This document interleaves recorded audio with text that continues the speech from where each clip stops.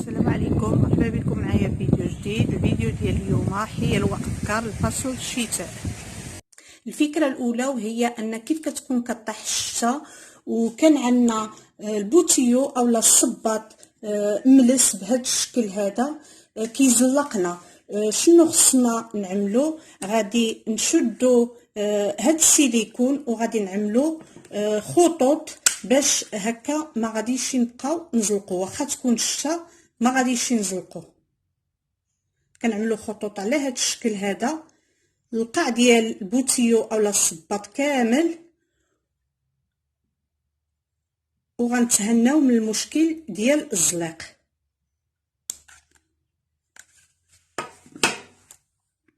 وبالنسبه للبوط ديالنا كيف كنحيدوه من الرجلين ديالنا، الاغلبيه كيتناولنا، وبالخصوص اذا كانوا لي بوط عاليين بزاف.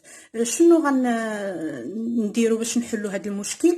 غنشدوا قرعه ديال الماء اولا ديال المناضه اولا اللي كانت، وغادي نشدوا وغندخلوها في لي بوط. هكا غادي نتهناو من المشكل ديال التنيات ديال لي بوط، وكي ما كيبقاش حتى على الشكل ديالو. ها هو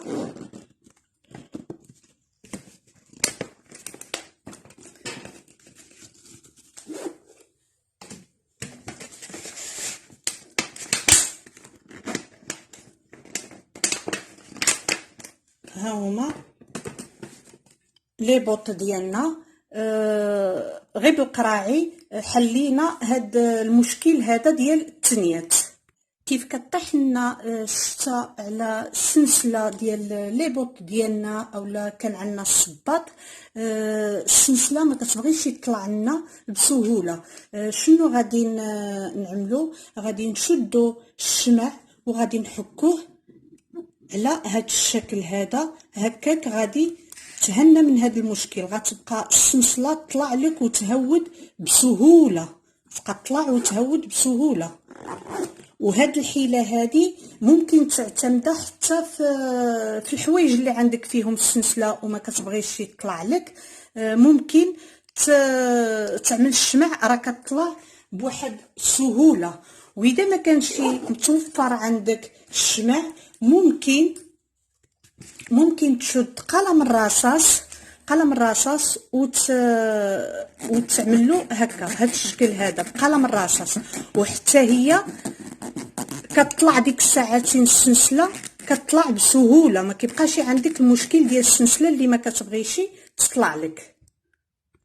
الكثير منا كيف كتكون الشتا كيدخلنا الماء للرجلين ديالنا. باش تهناو من هذا المشكل بصفه نهائيه غتشدوا لي بوط هكا بهذا الشكل هذا، وغتبقاو تحكوا من هذا الجناب هذا، غتحكوا الشمع هكا من الجناب ديالو كاملين اللي كيدخل لك منه الشتا.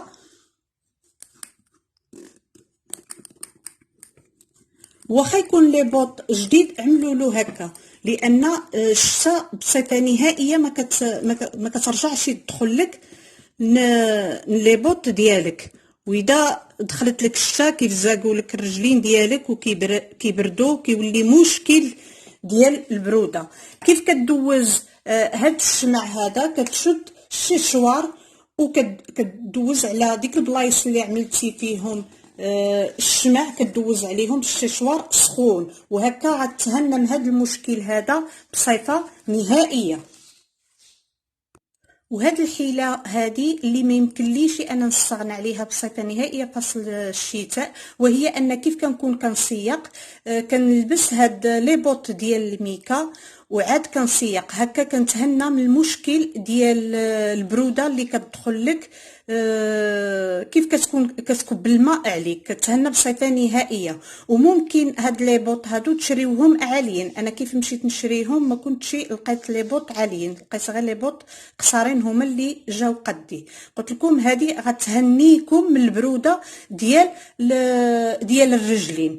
واذا كان عندكم مشكل بحال ديالي انا رجلي كيبردوا لي بزاف، شاريه هاد البانطوفات هادو اللي على هاد الشكل هذا غلاضين بزاف، والقاع ديالهم ها هو القاع ديالهم. هذا ممكن تلبسها وتعملها حتى في الكاما.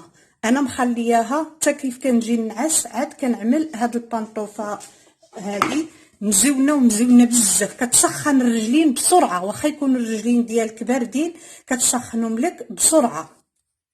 وبالنسبه لهاد الحيله هادي انا ديجا كنت شاركتها معكم في الفيديو ديال ماذا يوجد في حقيبتي الشتويه، وقلت ما فيها باس نزيد نذكركم بهاد الحيله هادي. ضروري فصل الشتاء غيدخلنا فصل الشتاء خصنا نبقاو دائما نعملو هاد النضوله هادو الصغارين، هاد النضوله الصغارين نعملوهم في الصاك ديالنا، لان تقدر في اي وقت تفاجئنا الشتاء، وبخصوص الناس اللي كيكونوا خدامين. وضروري نعملوا مع هذا النضال واحد الكيس بلاستيكي نعملوه في الصاك ديالنا، حيت ممكن تكون كطيح الشتاء وفي الاخر توقف الشتاء وما نقدروش هذاك المضل نرجعوه في الصاك.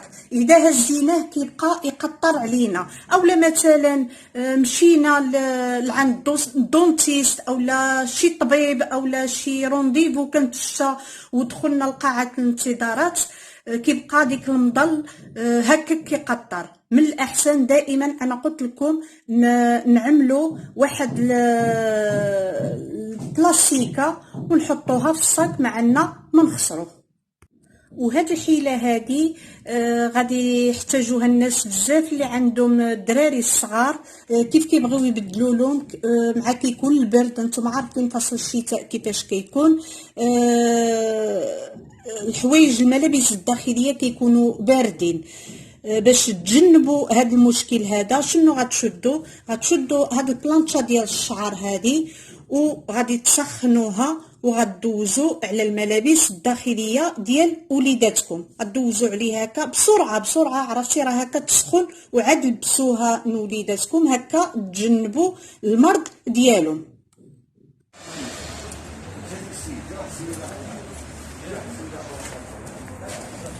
وباش تهنا من المشكل ديال الخمله اللي كتكون عندنا في الكبابط اولا الكبوط كيكون كيعملنا الخمله في التريكوات اولا السروال، ضروري خصها تكون عندك بحال هذه كتحيد لك الخمله بسرعه. وهذه راها موجوده في المتاجر الكبرى، مرجان، كارفور، ايكيا، وتا الثمن ديالها رخيص وكتنفعنا في الحقيقه. كتنفع هذه كيف كتكون مزروبه وعندك الخمله في الكبوط اولا التريكو اولا السروال كتحيدها بسرعه بهذه.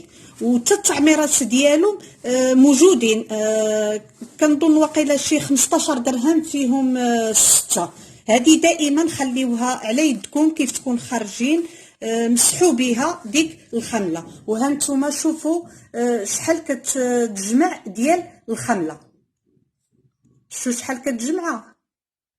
وبالنسبه للكبابط ديالنا كيف كنعملوهم في العلاقه، الاغلبيه كتقل عليهم ديك الكبوط اولا الكبه اولا كيكون شي حاجه غليظ كيتقل على العلاقه وهكا كيطيحوا لنا. باش تجنبوا هاد المشكل هذا دائما كيكونوا عندنا حنايا في الكبابط اولا الكاسادورات اولا التريكوات اللي كيكونوا غلاضين كيكون فيهم هاد التيكيته هذه كتشد هاد العلاقه هذه وكتعملها كتدخلها هكا وهكا، غادي تهنى من هاد المشكل هذا ديال باش غيطيحوا لك الكبوط ديالك اولا التريكو اولا ما غيتقلش بصفه نهائيه على العلاقه. وهاد الحيله هادي غادي تنفع بزاف الناس اللي كيعملوا النضادار. مثلا بغيتي تخرج وكانت الشتا وما بغيتيش تخرج معك الصاك، اولا الرجال اللي كيكونوا عندهم النضادار اولا وليداتكم ما كيكونوش حاملين السيكان، ضروري غيكونوا حاملين البورطابلات.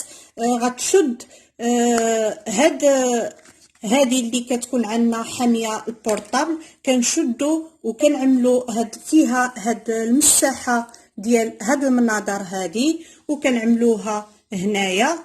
وها حنا تهنينا من المشكل كيف كطيح علينا الشتا في المناظر كتنقط. ها حنا غنمسحوهم بسهوله وهزينهم معنا في البورطابل. كيف كنقولوا فصل الشتاء ضروري اننا كنتصابوا اما بالرواح، اما راسنا كيحرقنا، اما الكحبه، اما ضروري هذا الفصل هذا كيجيب هاد الامراض هذه. على ديك الشيء هذاك خصنا ضروري نديروا الاحتياطات راسنا، يكونوا عندنا هاد الادويه هذه ديال الاسعافات الاوليه. واللي عنده دراري صغارين دائما انا بعدا وليداتي كيف كانوا صغار كانوا كيمرضوا لي غير في الليل عاد كيمرضوا لي. ضروري كنصحكم باش تشريو هاد الميزان ديال الحراره. انا دوزت بزاف ديال الانواع ولكن هذا احسن نوع هو هذا. هاد الشريط كتعملو في السنطيحه ديالك وكتشوف شحال عنده ديال الحراره. ها هما هنا مكتوبين NF في الالوان، كل لون كيعطيوك شحال عنده ديال الحراره. هذا ما تستغناوش عليه، خصوصا اللي عنده وليداتو صغارين. وبزاف ديال الناس اللي ما عندهمش هاد الشطابه هذه اللي كيديروها تحت البيبان باش ما كتدخلش البرد. انا اليوم جيت نتقاسم معكم واحد الفكره اللي غادي تهنيكم من هذا المشكل بصفه نهائيه. ها هو الفراغات اللي كيكون تحت البيبان اللي كيدخلنا البرد. هانتوما معايا غتشوفوا شنو غادي نعملوا له. اذا كان عندك شي سروال ديال الجين او لا كولون او لا ليبات ديال الدراري الصغار، هذوك ليبات كيجيو مزيانين، كتشد كتقطع واحد الرجل وكتعمرو اما باللاواط اما بالصوفا. انا ما كان عندي متواجد لا لاواط لا صوفا، عمرتهم بواحد تريكوات ديال الصوت ما بقيتش كنستعملهم، عمرت هاد الرجل بيهم. وكيف كتعمرهم كتشد هنايا من الجناب هذا وكتقبطهم بالسينتا، وممكن اذا بغيتي تخيطهم. انا فضلت نقبطهم بالسينتا. وهانتينا تهنيتي من المشكل ديال البرد اللي كيدخل من تحت البيبان. بحال بسيط كلشي عندك متواجد في الدار. والحيله الاخيره اللي غادي نتقاسمها معاكم هي وصفه سحريه للكحبه. هاد الوصفه هذه كان عطاها لي واحد البروفيسور مسكين الله يجازيه بالخير. كنت كندي له وليداتي كيف كانوا صغارين، كان قال لي كيف ولادك يجيهم الكحبه عمل لهم هاد الوصفه هذه اولا، عاد اذا ما نفعتك شي عاد سر ندوه. وكانت في الغالب الاحيان هي كانت كتنفعني، هي اللي كنت كنعمل. شنو كنحتاجو لواحد الكاس كبير ديال الحليب ومعلقه كبيره ديال العسل واللويزه. كنشدو لويزا كنشدو هاد الحليب هذا وكنعملوه في الكاسرونه وكنعملو بزاف ديال اللويزه. كان كيأكد عليا باش بزاف ديال اللويزه. ها هي شوف شحال عملت ديال اللويزه، بزاف ديال اللويزه ومعلقه كبيره ديال العسل.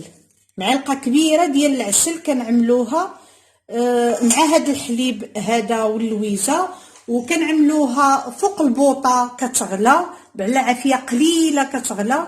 كيف كتغلى كنصفيوها وكنرجعوها في الكاس وكنعطيوها لوليداتنا. وهاد الوصفه هذه اللي كيميزه ماشي حتى الليل عاد كتعطيها لوليداتك، كتعطيها لهم في الصباح يكونوا غاديين للمدرسه، قبل ما يكونوا غاديين للمدرسه يشربوها، وفي الليل كتداوم على هاد الوصفه هذه 3 ايام وكيكون العلاج.